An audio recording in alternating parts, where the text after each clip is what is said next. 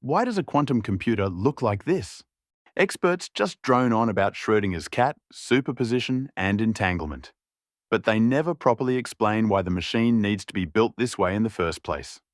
Actually, this entire massive golden chandelier isn't the computer itself. The real computation happens only within a single, fingernail-sized chip hidden at the very bottom. The rest of the structure exists for one solitary purpose: to bring atoms to a complete standstill.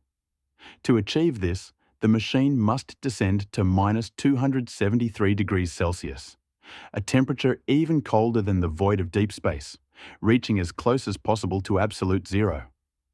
This is the heart of a quantum computer, the dilution refrigerator.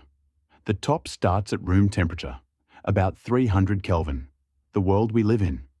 As you move down, the temperature drops drastically, reaching 0.01 Kelvin at the very bottom. That is just 1/100th of a degree above absolute zero, making it 100,000 times colder than outer space. Why such extreme cold? The brain of a quantum computer, the qubit, collapses instantly if it receives even the slightest thermal energy. This refrigerator isn't a device built for speed. It is a machine built to create a world where qubits can simply exist. The innermost layer is the thermal shield. Even in a cryogenic environment, heat can penetrate in the form of infrared radiation. This metallic shield reflects and absorbs thermal radiation before it reaches the qubits. Surrounding that is magnetic shielding. Superconducting qubits are extremely sensitive to even tiny magnetic fluctuations.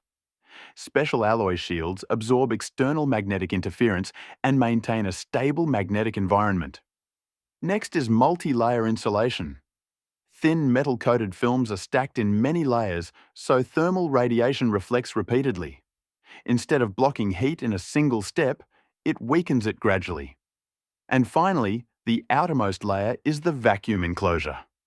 By creating an almost perfect vacuum, it eliminates heat conduction through air. Without air, heat has no pathway to travel. The temperature doesn't drop all at once. Layers of copper plates act like stairs, lowering the heat step by step, from 300 Kelvin down to 0.01 Kelvin. There's a problem. To send signals, we need cables, but cables are also highways for heat. This is why we arrange them in winding zigzag patterns, to lengthen the path and slow down the transfer of heat. Attenuators placed throughout the cables physically absorb thermal noise traveling down with the signals. They preserve the data while filtering out the chaos. Finally, at the very bottom, lies the mixing chamber. The endothermic reaction created by forcing helium-3 and helium-4 to mix generates the ultra-low temperature of 0.01 Kelvin. It is one of the coldest places ever created by humanity on Earth. And at the end of all this, there is one small chip, the Quantum Processor Unit, QPU. The chip is encased in layers of special alloys. It blocks out everything, from Earth's magnetic field to external electromagnetic waves. A qubit collapses at even the slightest disturbance.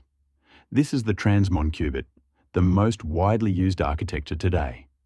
It consists of metal pads and an insulating layer just nanometers thick. Here, electrons bypass barriers through quantum tunneling. This circuit stably maintains energy in exactly 2 levels, representing 0, 1, and every state of superposition in between. The control lines are what manipulate the qubit. Using precisely engineered microwave pulses, they rotate the qubit, adjust its phase, and execute operations. The resonator is what reads the results. Without ever physically touching the qubit, it detects subtle shifts in electromagnetic resonance. Finally, the bus coupler. It allows energy to flow between qubits, physically forging the state of quantum entanglement.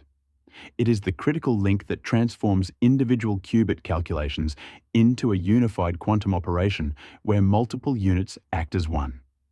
This device, shaped like a massive chandelier, it is more than just a computer. It is humanity's most sophisticated challenge: to create the coldest place in the universe, to protect the weakest of signals, and to hold on to the most unstable of existences.